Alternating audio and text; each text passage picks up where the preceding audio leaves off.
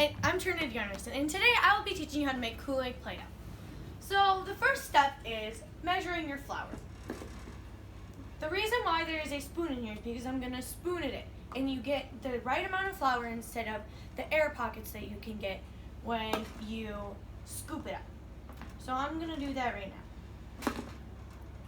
And I have a knife over here because I'm going to level it off once I get it pretty full and overflowing. I'm going to scrape this off and I get the right amount I need. So I'm going to dump this in. And then I'm going to measure salt. And this is a dry measuring cup because if I use a wet ingredient cup like this one, you get more than you need. So I'm going to do that right now. And I'm using a 4th cup measure spoon. Oops, yep. And I'm going to dump that in. So this one calls for 1 packet of Kool-Aid. And I chose the blue raspberry lemonade. And that's the color it's going to be. So I'm going to put this in here. And you always want to throw away your garbage and clean up after yourself as you do. And I'm going to mix this. And as I'm mixing this, I'm going to grab my 1/2 cup of water, and I have 1 tablespoon of cooking oil in here. And I'm going to incorporate it in as I dump it in.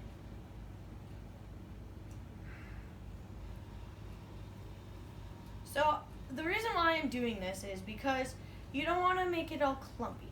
You want to add it in a little at a time. So now you're just going to mix it. And once the water kind of cools down, I'm going to mix it with my hands. And I'm making this Play-Doh because it's a great idea and it's fun to play with.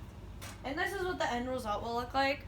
A different class made this for me for my demonstration. And as I mix this, it's going to get harder and harder to stir because of the flour and the water coagulating kind of to make the Play-Doh. So once it's cool enough, I'm going to go in with my hands and mix it and knead it like I'm kneading bread.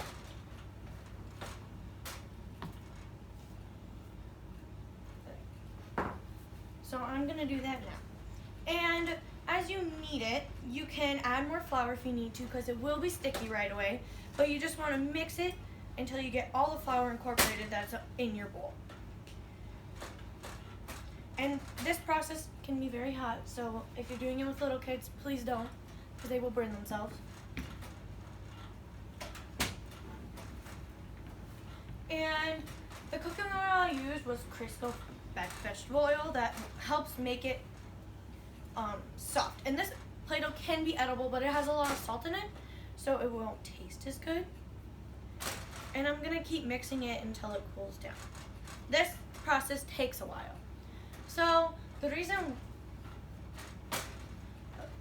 Play-Doh is a great way for kids to relieve stress because they can squeeze it and it is a great stress reliever. So as it cools, you'll see it will begin to harden and it'll end up looking like this. And you'll feel like actual Play-Doh, but you can taste it.